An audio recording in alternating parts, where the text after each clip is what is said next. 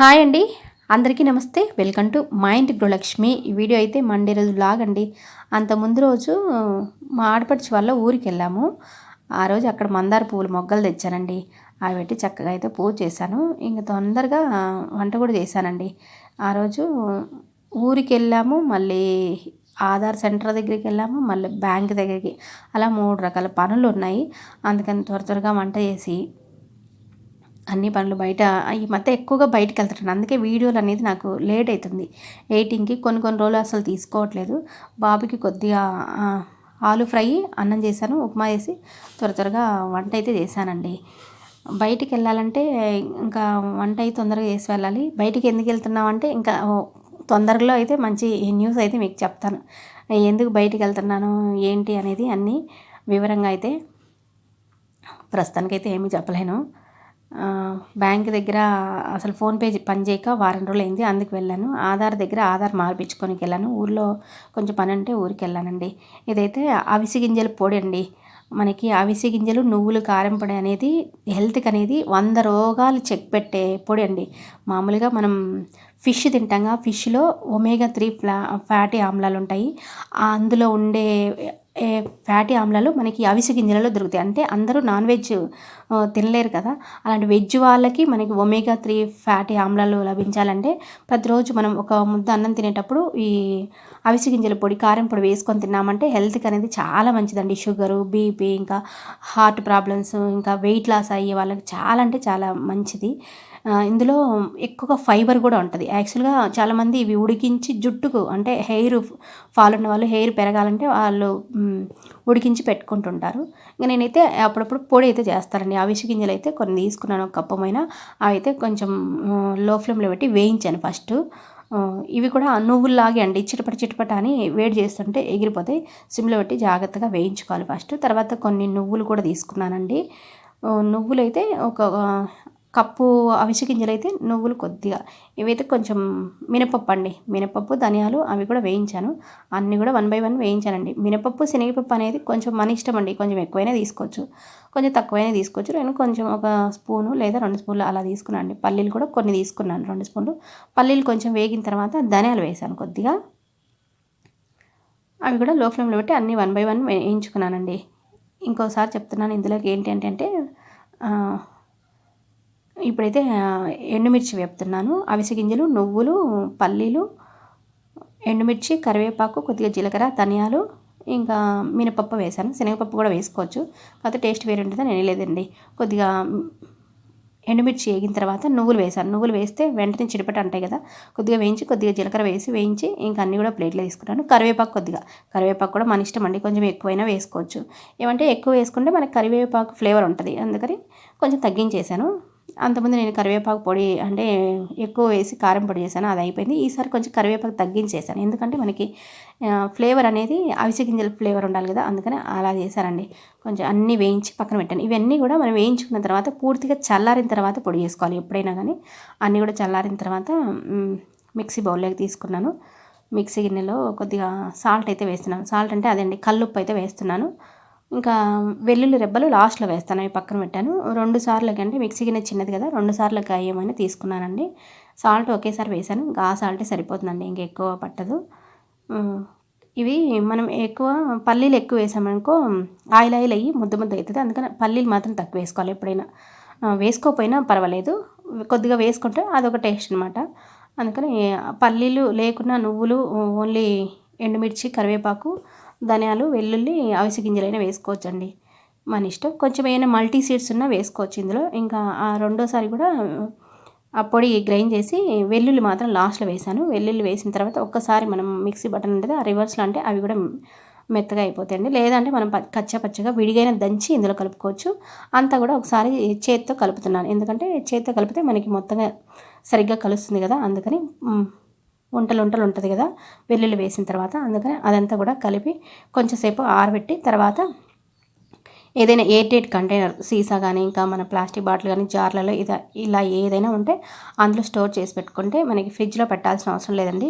ఒక 15 రోజుల వరకు ఉంటుంది. ఎందుకంటే కొంచెం ఎండుమిర్చి అనేది ఆయిల్ వేసాం కదా, అందుకని 15 రోజుల కన్నా ఎక్కువగా ఉంటే కొంచెం స్మెల్ వస్తుంది. ఆ ఎండుమిర్చి కూడా మనం ఆయిల్ వేయించుకుంటే అన్ని డ్రై రోస్ట్ చేసుకుంటే కనుక ఇంకా కొన్ని రోజులు ఎక్కువైనా ఉంటుంది. మాకు దాదాపు ఇది నేను ఒక 1 వీక్ అంతే అండి. కొంచెం కర్రీలలో కూడా వేసుకోవచ్చు. పిల్లలకి ఈ పొడి తింటే జ్ఞాపకశక్తి, మేధాశక్తి కూడా పెరుగుతుందండి. అందుకని పిల్లలకు కూడా పెట్టాలి ఈ పొడి అనేది. పిల్లలు డైరెక్ట్ తినలేరు కాబట్టి మనం కర్రీస్ చేస్తాం కదా, పిల్లలకి లంచ్ బాక్స్లో పెట్టడానికి ఆ కర్రీలో ఒక స్పూన్ వేసామనుకో ఇది టేస్ట్ ఉంటుంది, పిల్లలకి మనం వాళ్ళకి తినిపించినట్టు అవుతుంది. ఇంకా బయటికి వెళ్ళాలి అని చెప్పాను కదా, బయటికి వెళ్ళి వస్తూ మా ఊరు వెళ్ళి వస్తూ ఉంటే పైనాపిల్ ఒక ట్రాక్టర్లో అమ్ముతున్నారు. 100కు 3 అని ఒక 3 తీసుకున్నామండి. వస్తూ ఉంటే రకరకాల ఫ్రూట్స్ అన్నీ కనిపించాయి ఇవాళ. ఇంకా ఇప్పుడు డ్రాగన్ ఫ్రూట్ అండి. డ్రాగన్ ఫ్రూట్ అసలు నాకు తెలిసి ఇప్పుడే ఫస్ట్ టైం ఇంత తక్కువగా ఉండటం.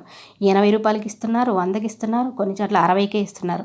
అంటే వాటి సైజుని బట్టి, అదేవిధంగా అవి ఫ్రెష్గా ఉండే దాన్ని బట్టి 100కి, 80కి, 60కి కూడా అమ్ముతున్నారండి. మేమైతే 100 రూపాయల దగ్గర ఒక కేజీ తీసుకున్నాము. ఇంత తక్కువగా అమ్ముతున్నారంటే ఒకప్పుడు 300, 400 కూడా అమ్మినాయి. 200 మినిమం ఉంటాయి, 200, 300 అలా. డ్రాగన్ ఫ్రూట్ వేసిన రైతు ఎంత నష్టపోతాడో కదా. అందరూ ఒకేసారి వేశారో మరి ఎలాగో ఏమో కానీ సీజన్ అయితే అంతా ఒకేసారి వచ్చిందో మరి పంట దిగుబడి అంత తక్కువగా అయినాయి. ఎంతో పెట్టుబడి అయింటుంది. ఎంత తక్కువ వస్తే రైతు చాలా నష్టపోతాడు. ఇంకా సపోటాలు కూడా తీసుకున్నామండి. సపోటాలు కూడా కేజీ 50. చాలా అంటే చాలా తీయగా ఉన్నాయి. ఇంకా ఇక్కడ నుంచి ఒరిజినల్ వాయిస్ ఉంటుంది, ఒకసారి వినండి. మా వారితో సంభాషణ ఇలా ఉంటుంది. అంతే ఇట్లా కట్ చేస్తాము, అంతేలే, నీట్గా కట్ చేయాలని చూసుకోండి ఫ్రెండ్స్.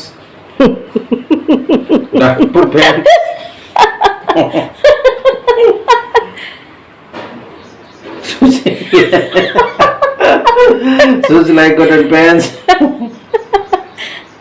ఒక్క నిమిషం ఆయన చూడండి ఫ్రెండ్స్. ఆ పిల్లని గురి పిల్లని పోవాక.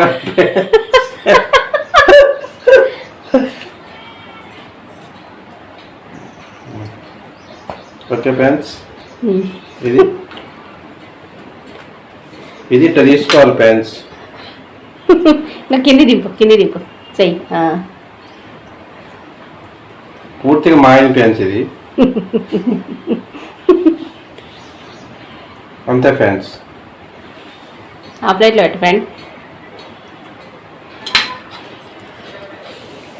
మా వారు ఫ్రెండ్స్ అని ఇమిటేట్ చేస్తున్నాడు. ఎందుకంటే అది నన్ను కాదండి, మా వారు ఒక ఇన్స్టాగ్రామ్ ఫాలో అవుతాడు. అమ్మాయి హైట్ తక్కువ ఉంటుంది, మరుగుజ్జు అమ్మాయి.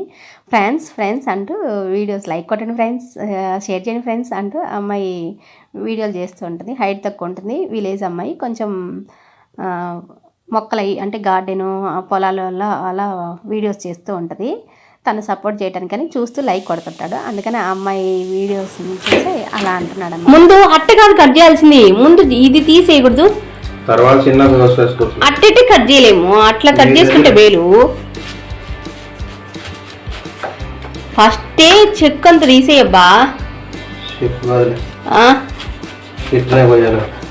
క్లీన్ చేయకుండా ఆడదింటే నువ్వు నేను చెప్పినట్టు తినవుగా, నీకు ఇష్టమైనట్టు పోయిందా.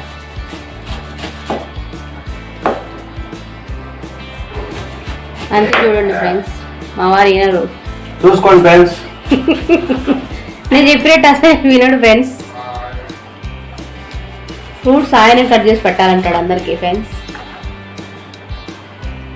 చూడండి ఫ్రెండ్స్ ఎట్ట కట్ చేస్తాడు. చూడండి ఫ్రెండ్స్ ఎట్ట కట్ చేస్తున్నాడు.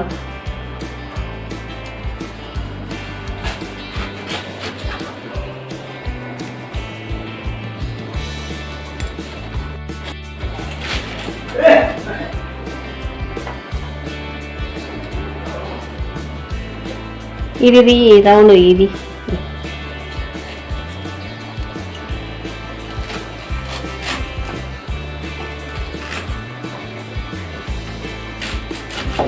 చెయ్యి జాగ్రత్త.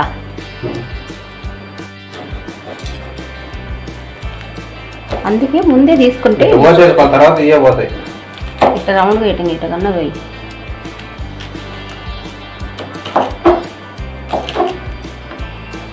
ఫ్రెండ్స్ దినాలు తీసుకొని ఫ్రెండ్స్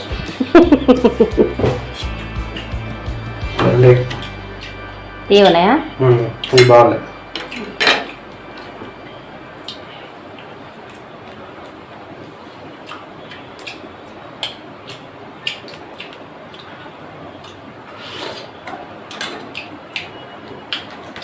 రసం అంతా వదా ఉంది.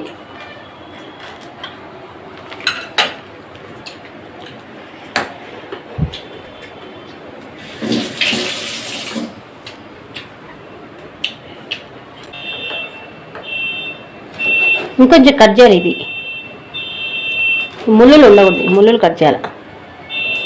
నేనేం తిని నీకు టేస్ట్ చెప్తాను.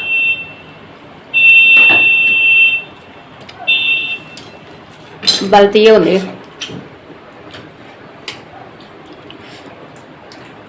పుల్లగా తీయగా. మా ఇంట్లో ఏ ఫ్రూట్స్ కట్ చేయాలన్నా మా వారే కట్ చేస్తారండి. ఎందుకంటే తనకి ఇష్టం అనమాట ఫ్రూట్స్ అలా కట్ చేసి నీట్గా పట్టేయటము. అందుకని ఏ ఫ్రూట్స్ తెచ్చినా ఎప్పుడైనా ముందే మామిడి పళ్ళు అయినా ముందే కట్ చేసి ఒక ప్లేట్లో పెట్టేస్తూ ఉంటాడు. అవైతే పైనాపిల్ అయితే చాలా తీయగా ఉన్నాయండి, బాగున్నాయి. ఇంకా స్టవ్ క్లీన్ చేస్తూ ఒక చిన్న టిప్ అయితే చెప్తాము. ఆల్రెడీ నేను ఎప్పటి నుంచో అయితే ఫాలో అవుతాను. మంచిగా ఎవరికైనా తెలియని వాళ్ళకి యూజ్ అవుతుంది కదా అని ఇక్కడ వీడియో తీశాను. మనకి ట్యాబ్లెట్స్ అయిపోయిన తర్వాత మందపాటి షీట్ ఉంటుంది కదా, ఆ షీట్ తోటి స్టవ్ దగ్గర మనకి ఆయిల్ ఎక్కువ పడి జిడ్డు జిడ్డుగా ఉంటుంది అది. ఇక్కడ అంటే గట్టిగా బంకలాగా ఉంటుంది ఇక్కడ గిర దగ్గర, కింద ఎడ్జ్ ఉంటుంది కదా, అక్కడ ఆ ఎడ్జ్ దగ్గర మనం చాకు పెట్టి గిరినా పోదు, ఇంకా ఏదన్నా మనం రుద్దినా పోదు. ఇది ఉంటుంది కదా ఈ ట్యాబ్లెట్ షీటు, అయిపోయింది పడేయకుండా ఏదైనా గట్టిగా ఉండేది పెట్టుకున్నాం అంటే దాంతో కనుక అలా రఫ్ చేస్తే అదంతా నీట్గా వచ్చేస్తుందండి. అయితే గట్టిగా ఉండేది తీసుకోవాలి. ఇంకా మనం ఎంత క్లీన్ చేసినా జిడ్డు అనేది పట్టుకొని ఉంటుంది బంకగా. అదంతా పోవాలంటే ఇలా రుద్దితే కనుక మనకి ఎప్పుడైనా టైం ఎక్కువగా ఉన్నప్పుడు, ఎప్పుడైనా క్లీన్ చేయాలా, డీప్ క్లీన్ చేయాలనుకున్నప్పుడు అలా ఏదైనా షీట్ తీసుకొని అలా రఫ్ చేస్తే మొత్తం బంక వస్తుందండి. నేను చాలా రోజులు అయింది ఇది యూజ్ చేయక, అందుకని ఈసారి ఇప్పుడు ఇవాళ కొంచెం ఖాళీగా ఉంటే సాయంత్రం అప్పుడు మొత్తం అయితే క్లీన్ చేసుకున్నానండి. మేము ఎక్కువగా ఏం చేస్తామంటే రొట్టెలు చపాతీలు ఎక్కువ చేస్తాము. ఆ పొడి పిండి అనేది ఎక్కువగా పడి ఇక్కడ ఇంకా బంక అనేది ఎక్కువగా పేరుకుపోయి బంకలాగా పట్టుకొని ఉంటుంది. అందుకని అప్పుడప్పుడు ఇలా క్లీన్ చేస్తేనే ఆ పొడి పిండి అదంతా అనేది పోతుంది. లేకుంటే ఇంకెక్కువగా నల్లగా ఉంటుంది. నాకు అలా ఉంటే అసలు ఇష్టం ఉండదు. అందుకని ఖాళీ టైం ఎప్పుడన్నా ఉన్నప్పుడు ఎక్కువ అయితే చాలా టైం తీసుకుంది ఈసారి. అదిగో చూడండి అట్లా నల్లగా వస్తుంది అనమాట. ఆ ఎడ్జ్లలో అంతా బంకలాగా గట్టిగా పెరుగు. ఎవరి ఇంట్లో అయినా అంతే అండి, మనం ఎంత క్లీన్ చేసుకున్నా అదనేది ఏదైనా ఎడ్జ్లు ఉంటాయి కదా, ఎడ్జ్ల దగ్గర ఈ బర్నర్ల దగ్గర అనేది బంకలాగా పేరుకుపోతుంది. అది మనం ఖాళీ టైంలో ఫ్రీ టైంలో కొంచెం నీట్గా క్లీన్ చేసుకుంటే పోతుందండి.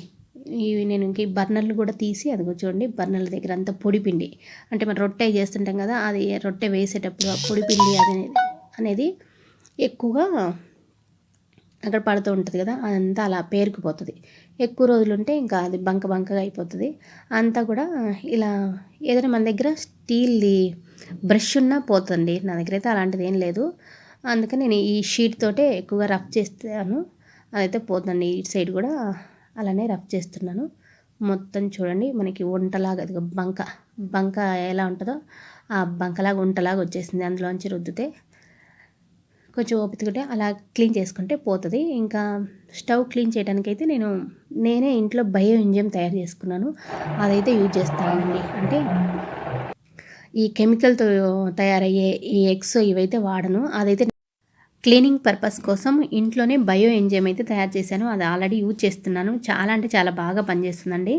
కౌంటర్ టాప్ కానీ, స్టవ్ కానీ, చిమ్నీ కానీ, టాయిలెట్స్ కానీ ఇలాంటివన్నీ క్లీన్ చేసుకోవడానికి చాలా బాగా యూజ్ అవుతుంది. దీని గురించి అయితే నేను బయో ఎంజైమ్ గురించి నెక్స్ట్ వీడియోలో అయితే ఎలా తయారు చేయాలో ఏంటనేది చూపిస్తాను.